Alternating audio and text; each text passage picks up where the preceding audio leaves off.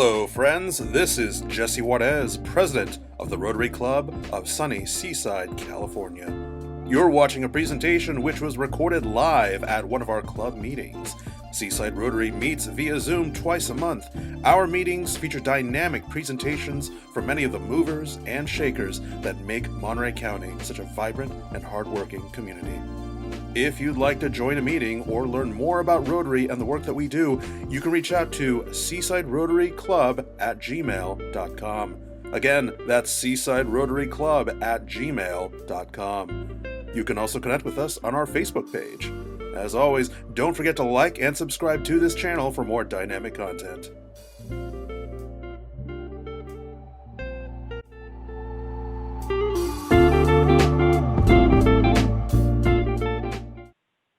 Alrighty, and Mr. Steve McShane, you have the floor. Sure, thank you very much, Jesse. It's great to be here for a joint meeting with the Marina and Seaside Rotaries. Very delighted today to introduce our guest speaker. She is a manager for the Downtown Streets Team site in Salinas. She's a native of Monterey County and spent her early years with Downtown Streets Team in Santa Cruz County, where their homeless population, like Monterey County, has ballooned. And her program really offers a very interesting and, in my opinion, very successful avenue for getting homeless individuals off the street and back to work and into a position of independent living. The model is very ingenious. It's been awarded at many levels, due to its success in communities like Sacramento, San Jose, Oakland, and others. As a professional, she's made a difference in the lives of hundreds. Social justice, racial justice as it relates to underrepresented populations, particularly those that are on the street or in danger of being on the street, are a passion for her. So just very excited to have her introduced Downtown Streets Team to us today. Please help me in welcoming Maria Cambron from Downtown Streets Team. Thank you so much. It is an honor to present about the program and to meet all of you guys from the Seaside Rotary. I'm super excited, and I am going to share my screen, and there's just so many things I would love to talk about. So I'm gonna try to make the presentation quick. Are you guys able to see my screen? Absolutely. Cool, perfect. All right. So as Steve mentioned, my name is Maria. I'm the project manager with the Downtown Streets Team here in Salinas. I try to do our presentation as Salinas specifically as possible because we have a presentation that's really generic. So these are part of our team members cleaning up Chinatown in a special event called Chinatown Proud. And it's, with partnership of Smith and Enright, Salinas Police Department, and the Coalition of Homeless Solutions, Dorothy's, and other agencies. So we collaborate a lot. So, okay.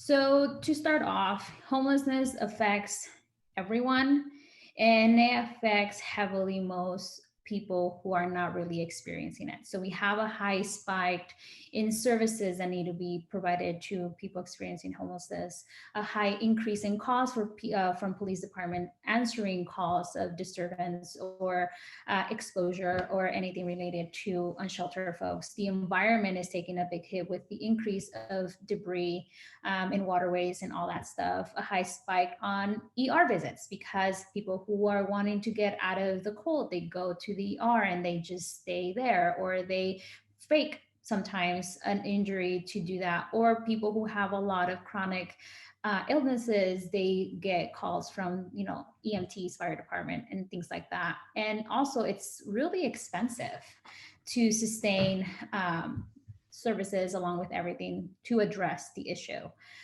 So it just not affects us here who are present in this meeting, but it also affects those who are experiencing homelessness. So a little bit about the history about Downtown Streets Team and how how it was born is it all happened with one person. Her name is Eileen Richardson. She is our former CEO and president of Downtown Streets Team.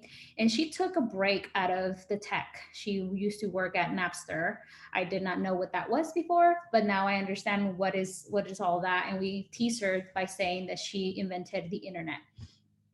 So she decided to take a break on that, and I started volunteering at a food closet in Palo Alto. And by the time she would walk to the food closet, she would start seeing an increase of people panhandling and begging for a few dollars to get a hot meal.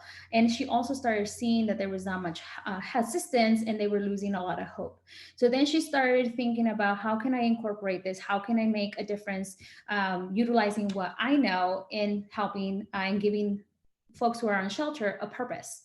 So then she started having this idea, well, why don't we incorporate debris and panhandling together and make something that is a win-win for everybody? So she had an idea of like, hey, why don't we include people who are on shelter on their own solution and their own pathway out of homelessness by allowing them to give them a purpose to wake up every morning, cleaning up debris, beautifulizing the community, getting all the wraparound services along that aspect, and getting them a unique pathway out of homelessness.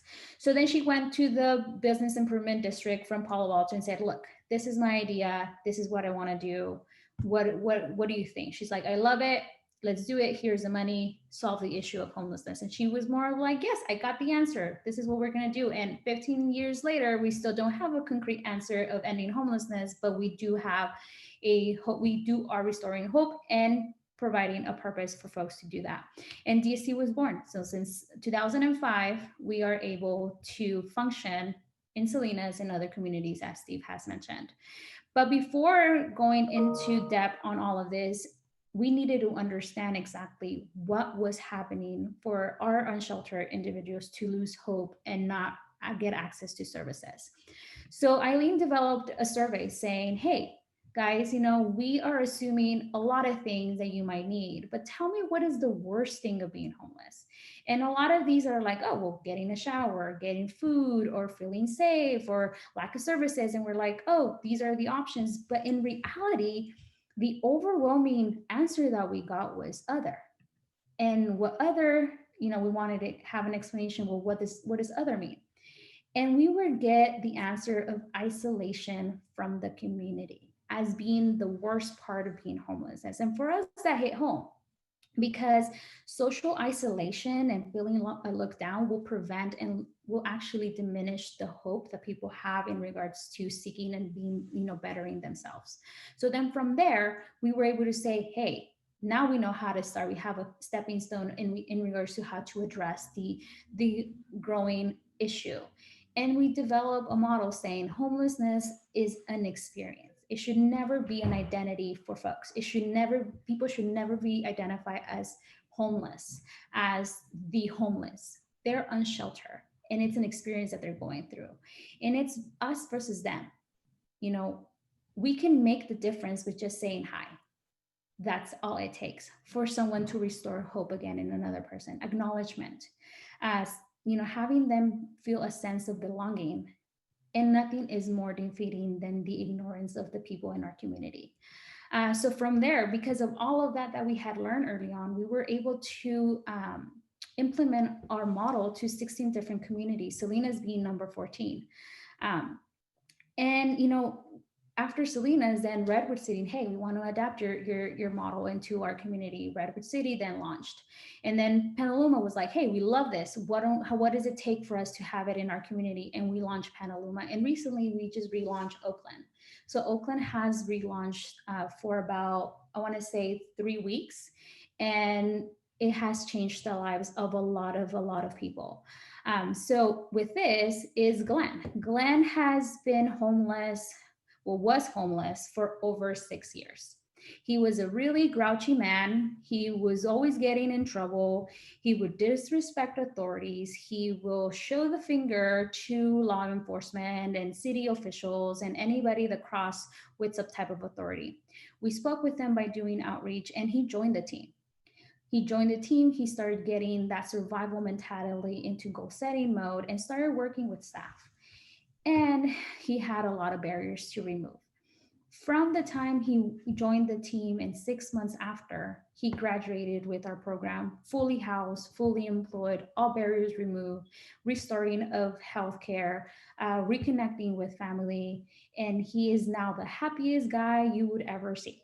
He would, well, if COVID didn't exist, he would go and hug law enforcement and say, you know what, I apologize for everything that I have told you in the past, but I was unhappy with how things were done and how things I was promised and never actually got. So we restore that hope by giving them a purpose, giving them a purpose to wake up in the morning, having a community to look after, having friendship, and having a support system that can actually get them out of the situation. And that's basically, our model in a nutshell. We change perception of homelessness with the help of our folks. We engage our unhoused population, our at-risk neighbors in the community with beautification projects. Our team members then, while doing that, overcome all the barriers that they need to overcome for them to secure employment and housing, which is the more transformational aspect of that. And they successfully develop their own plan with our case managers and employment services and with our staff to exit homelessness. And it's a plan that it's inclusive, it's supportive, and they also develop a supportive system, because it's not just our agency, but it's the collaboration of all of the agencies around that we work with to make sure that whatever barrier they have, they are able to remove it. And in exchange, we also understand that they need to cover their basic needs. So we provide them with a basic needs stipend that will cover any shelter fees, that will cover any food, any transportation, any type of communication, anything that has to that will prevent them to succeed and move forward with their lives. So the basic needs stipends is a stepping stone. It should always be a stepping stone. They're not employees, they're volunteers, but they need some type of incentive to motivate them, to provide them out of survival mode into goal setting mode.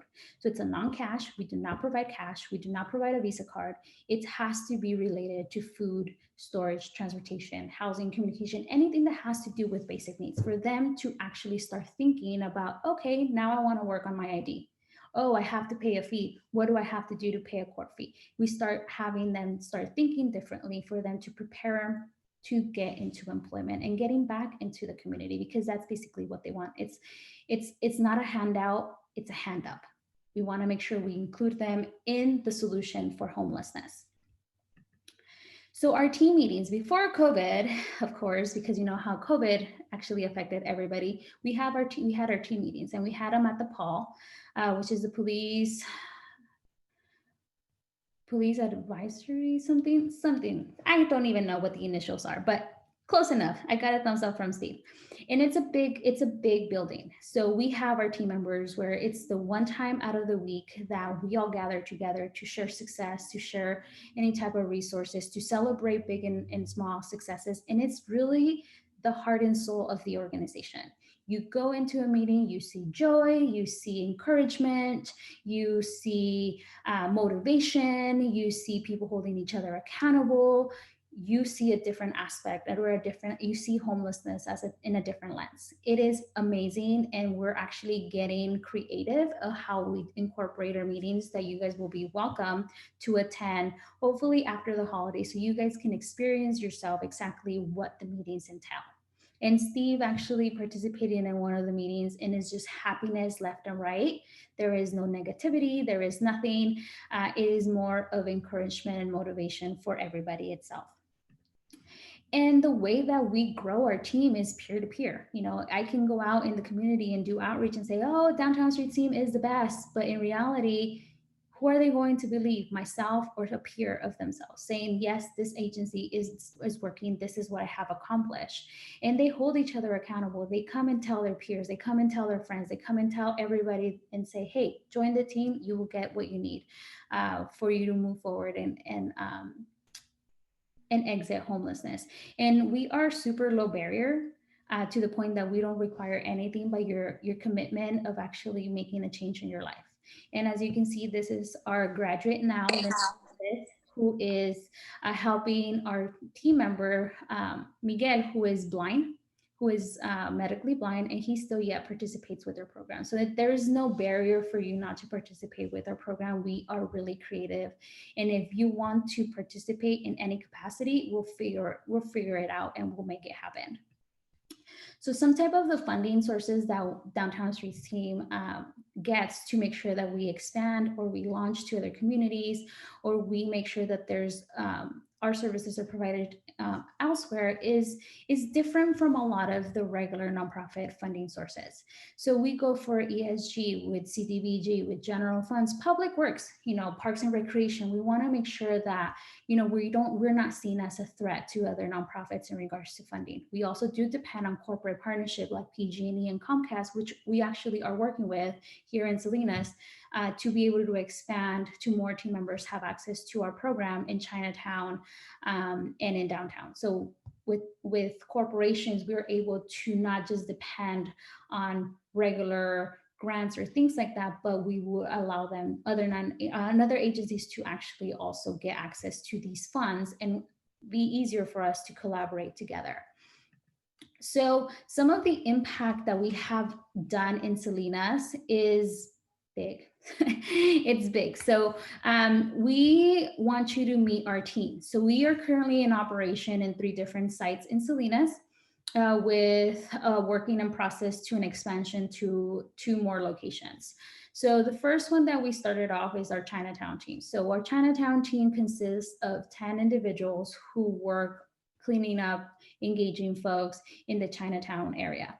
And we just don't pick up debris. We also communicate and engage folks who are on shelter in providing them with any type of services that they might need or any referrals that they might have on the spot. So we have also an outreach specialist who does outreach in all of our sites and other encampments. We launch our downtown team that will help our public works clean up all the debris in the downtown area.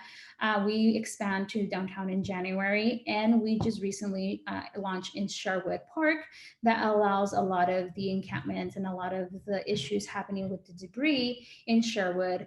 We expand in September. So we just recently expand to Sherwood. And our team keeps record of what they have collected to make sure that we are able to show the impacts that they're able to do with their work and their volunteering aspects. So in regards to housing, we were able to house 13 folks, and we're still counting. Our fiscal year has not ended. We're still counting. And the average about how long it takes for us to house someone is about 3 months. And when I say it's about 3 months, it can be less, it can be more, depending on the barriers that each individual has. We have been able to employ 16 folks, and we don't count employment until they hit their 90-day or more. And we're still counting on that. Our fiscal year hasn't ended. So we're still doing that. And an average pay for our folks is about $13.50. We try to connect them with the correct employer. That way they enjoy working rather than just seeing it as a job. And if we calculate that, taxable income that we have been able to provide by employing folks is about $64,000. So that's $64,000 that is coming back to the community.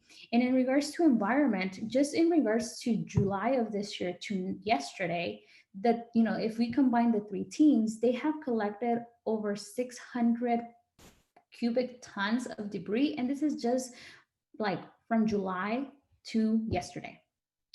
Sherwood downtown and Chinatown, and they have collected over 29,000 cigarette butts and safely removed 370 needles off the streets from the fact. So they take a lot of pride in seeing all these numbers and seeing before and after pictures of the impact that they're actually doing, but just collecting debris.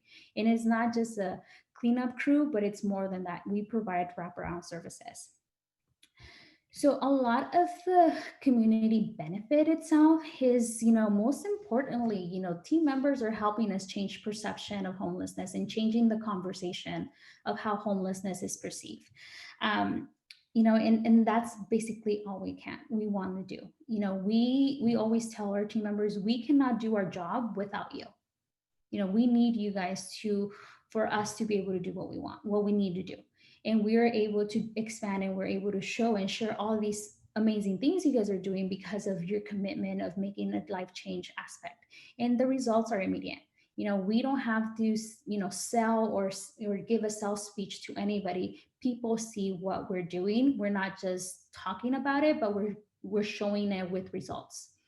And we change the ability of folks, the way that they think. Sometimes they may be grouchy or upset with the world, but then we provide them with hope, and they're like, "Oh, we love it. Now what can we do? What else can you help me with?"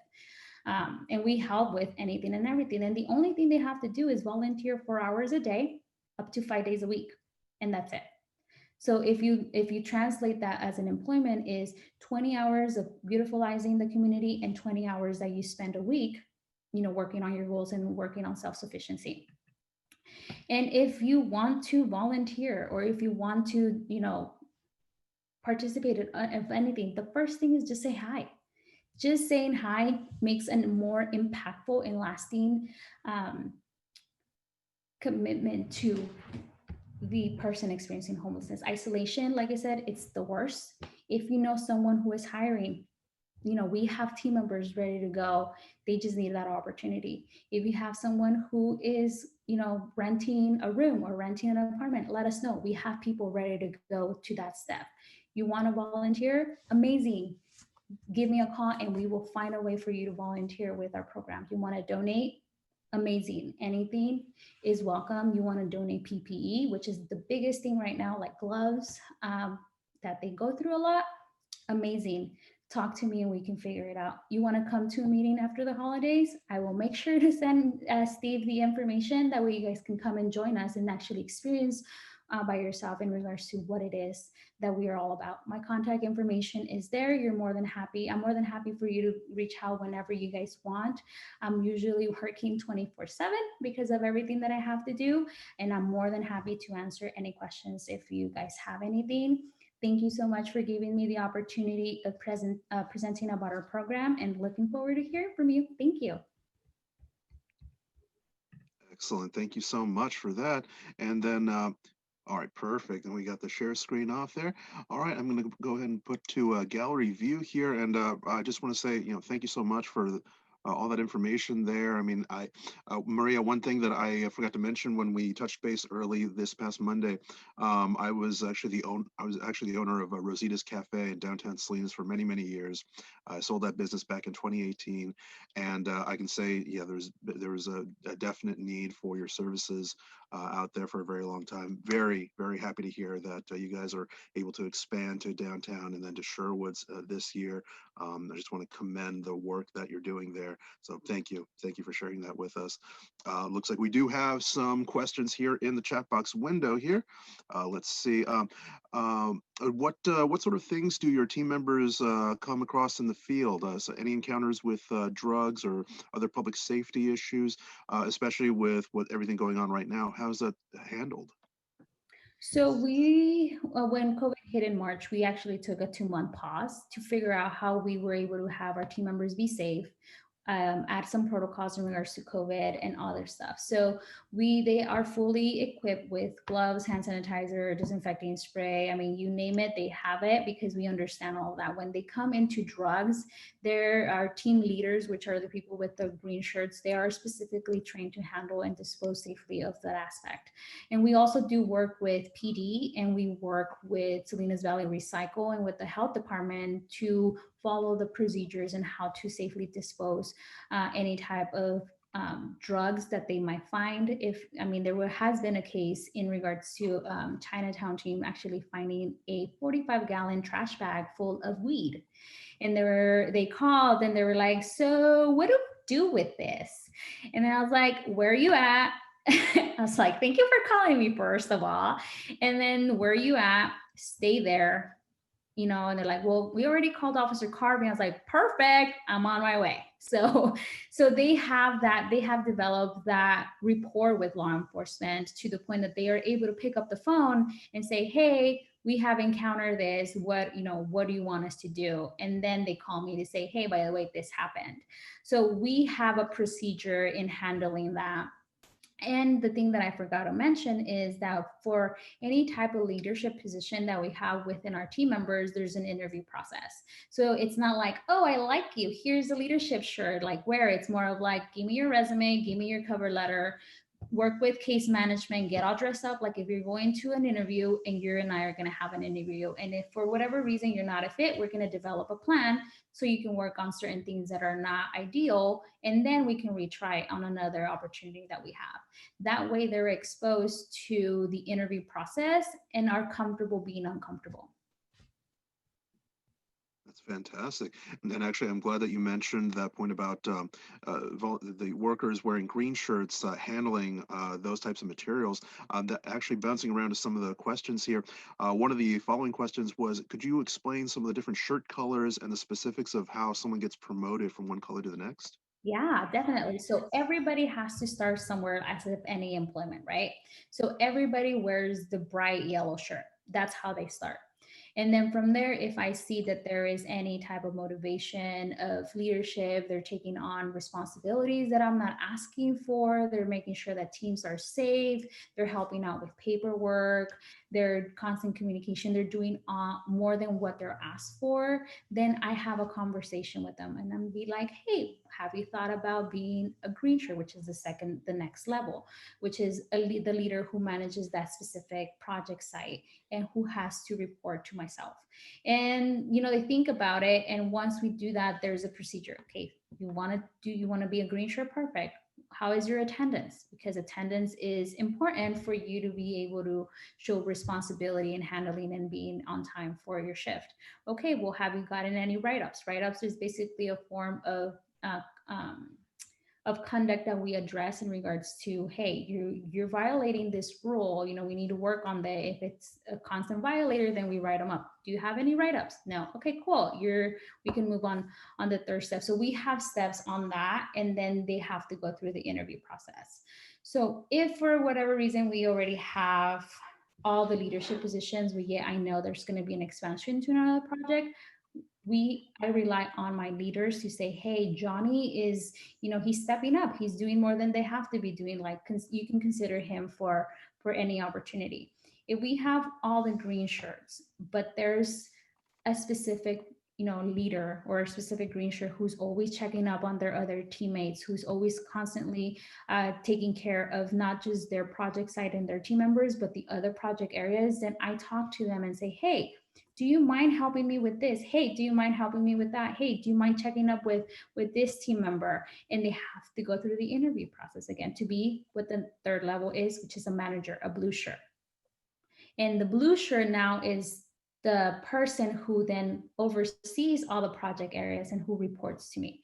The leaders then have to address issues with the manager, which is the blue shirt. And if for whatever reason they cannot fix the issue, then they come directly to me.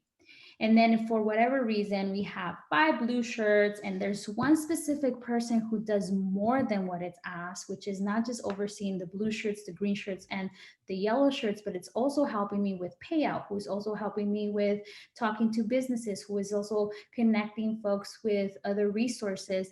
Then the final one is the purple, which is a supervisor. So now that supervisor oversees all project areas within the city and who also reports to me.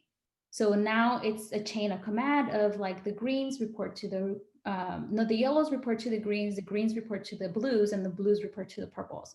And that chain of command is designed for them to kind of prepare them for employment. So you're not just gonna, if you have an issue with the coworker, you're not gonna just go to corporate. You have to go through the manager, then the manager to the supervisor. And it's kind of getting that mentality of employment and follow the chain of command.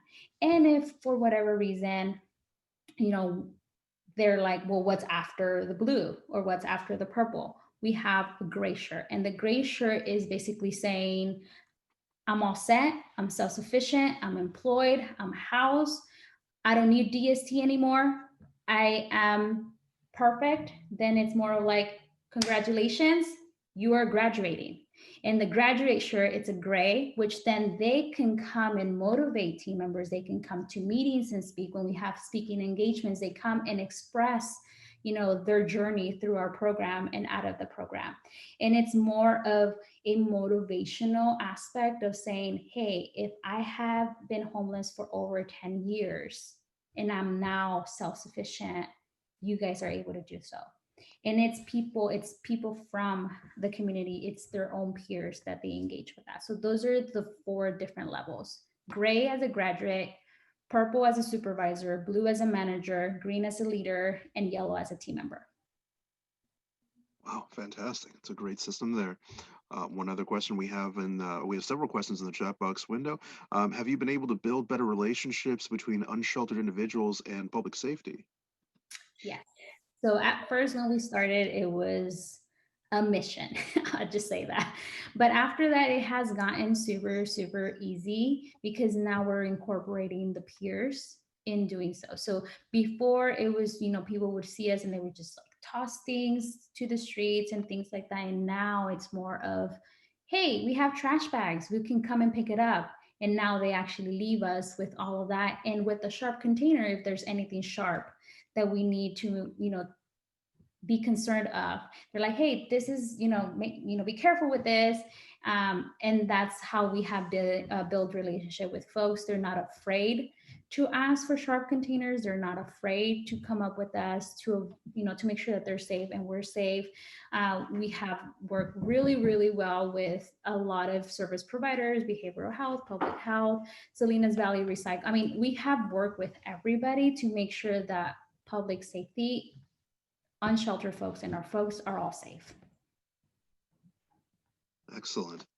And then it looks like we have another question here. How could your program get started in another area of California or even another part of Monterey County? So it all starts with you guys. It all starts with the community. We don't go and say, hey, San Benito County, we're amazing. Like, come and like have our program there. There has to come an interest from the place, either the city, the county, for us to be there. And it's a conversation that has to then go to the elective office and say, hey, there's this organization, they're doing great, we want them here. And then that's how the role starts working on. So they can come, they can reach out to me. We can have a conversation with our chief officer, which is Chris Richardson, who is basically the person that handles the expansions of all of that aspect. And it all depends. Do you want a full-size team like the ones in Salinas? Do you want a smaller scale team like Oakland, for example? It just depends on what it is. Then we send a proposal and say, well, this is what it takes for us to expand to Seaside, for example. And then you guys can work from there in regards to like, okay, well, let's start figuring a way for us to do fundraising or to get the city to, buy into that. We are more than happy to do a presentation to the city council in Seaside, for them to also hear from us exactly what we're all about. And that's basically what it is. It's an interest. It starts with an interest from wherever it is that we want to expand. I received one comment in the chat box window here mentioning that there are many very similar programs around the state that have been around for many years that also work with BIDs and other organizations. This, of course, is a great program for Salinas and for the Monterey area. Looks like there is another question here. What if someone is asked to leave the program for whatever reason? Can they come back? And if so, what are the typical reasons for being asked to leave? So a lot of the reasons, well, actually, the common reason for them to ask is disciplinary actions. So fighting, getting caught smoking, or doing something that it's not ideal, they're asked to leave. Now, if they want to come back, the first step is to first have a conversation with me, because it's more of like, okay, well, this is the reason why you left. What can you do different, or why convince me that it's going to change? Because if I'm gonna allow you back, then we have to have a plan. And you're gonna be in probation for 30 days, for example. And then you have 30 days to prove me that you're really committed to doing this. And all of them agree. We have caught someone actually selling drugs while on shift who got kicked out. We had someone who brought a knife and was showing it off to people, and he got kicked out. We had people who would steal, who got caught and had to, asked to leave. And all of those scenarios, they came, talked to me. We developed a plan. Were on probation. They passed probation, and they continue doing, being in the team. So there is a process like any other aspect. It hasn't been anything major in Salinas, but people can come in, they can come to a program. They might be like, oh, you know what, I'm not ready. They can leave, but they're always welcome to come back, because our program is not always set for everybody. And we understand that not everybody is in the area of, changing, but it's okay, because we're going to be here when they're ready to do so. And we're still going to check up on them, because regardless of what they do, we want to make sure that they're getting the assistance that they need.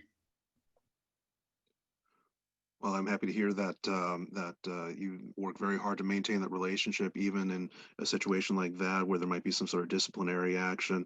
Obviously, it shows that your organization is very committed to making sure that these individuals get the help that they need. So I certainly applaud that. All righty. Now, does anyone else have any questions at all? Okay, perfect. Well, Maria, I just want to say thank you from the bottom of my heart. Thank you for coming here today, sharing this information with our clubs.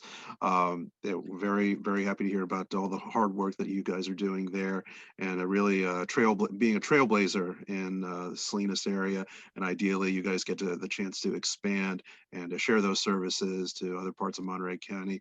Fingers crossed. You want to applaud everything that you're doing there. Well, thank you so much. And it's so lovely to see all of you guys' faces. I needed to see somebody besides my daily thing, because COVID is kind of like driving me some level of insanity. But it's so nice to see all of you guys and all the work that you guys are doing. Thank you. Oh, and then one other question. We did get a request if we could schedule a follow-up visit, or you did mention during your presentation that you will be having a meeting coming up. You were going to invite the public to attend. We'd be more than happy to check that out if you want to share that information with me in the near future. Yeah, so we're kind of getting creative in how to, follow the CDC and the public health protocols to actually bring our meetings back, which are, something really, really needed. And we're thinking about, I already have an idea of how to do it. I just need to make sure that we get everything that we need. And it should be hopefully by January after the holidays. And I will make sure I'll send you all that information so I can actually see all your pretty faces in our meetings, and you guys are having the opportunity to engage with our folks. Fantastic.